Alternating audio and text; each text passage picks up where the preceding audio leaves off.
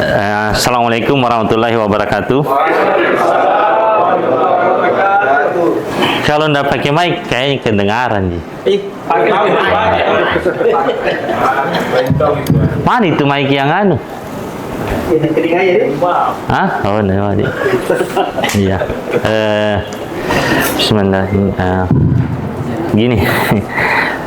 Ini karena tidak koordinasi dengan pemateri pertama. Baru kebetulan gurunya sama. Ya, materinya sama.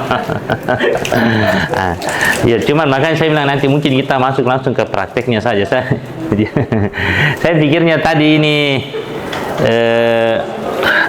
yang saya pikirnya harusnya ada meja, harusnya juga kita mencatat. Ya, tapi tidak apa-apa, nanti kan kita coba pelajari karena memang waktunya tidak cukup. Saya memang kalau keuangan memang dipelajari biasa sampai seharian penuh, sampai 2 hari, sampai 3 hari, dan itu bikin ngantuk. Saya saja tadi ini tertarik dengan keuangan tapi ngantuk sekali.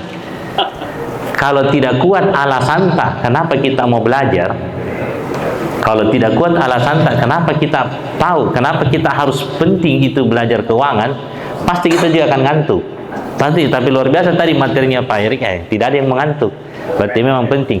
Cuman kembali lagi, kalau sudah main di angka yang dipraktiknya disuruh mikir hitung, kalau biasa success story bilang, oh nanti begini, biasa masih sabalik. Tapi kalau disuruh mikir hitung, biasa selesai acara, tetap tidak ada laporan keuangannya.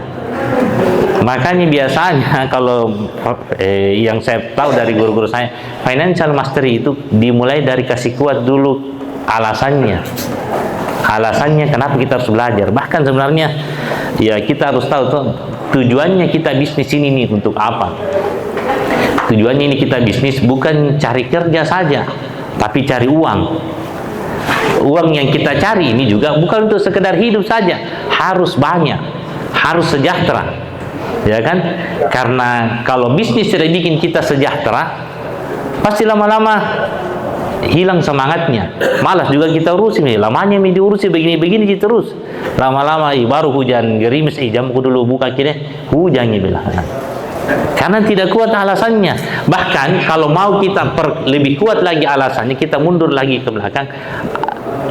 Apa tujuannya kita hidup? Supaya lebih kuat lagi alasannya. Kira-kira apa tujuannya ini kita hidup? Ya kalau kembali kepada Al-Quran kan tujuannya kita hidupkan untuk beribadah, ya kan, untuk ibadah. Karena terus itu ibadah. Ini kalau yang saya pahami ya, saya coba jelaskan sebagaimana guru saya menjelaskan supaya kita betul-betul tahu bahwa penting kita pelajari ini.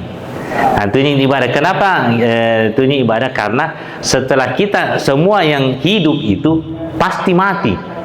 Dan mati itu, dan cukup keterangan ini membuat kita sungguh-sungguh dalam menjalankan bisnis. Semua yang hidup dalam Al-Quran itu, saya takut bicara Al-Quran karena ada ustadz di sini. Banyak ustadz, jadi saya nanti salah bacaannya. Yang saya pahami ya kan Al-Quran itu sudah pasti benar. Zalikal kitabu la raiba fihi hudal lil muttaqin, kan berarti itu pasti benar. Dan di dalam Al-Quran juga kan dituliskan semua yang hidup itu pasti mati, dan mati itu tidak harus tua, mati juga tidak harus sakit. Ya kapan saja bisa mati. Dan kalau kita mati, ya ini lucunya, kenapa ini keuangan malah bicaranya pasangan kematian tuh. Tapi saya harus kuatkan dulu, kalau tidak ngantuk kalau saya bicara angka, karena kalau materi tadi teori sudah dijelaskan nih, tinggal langsung ke angkanya.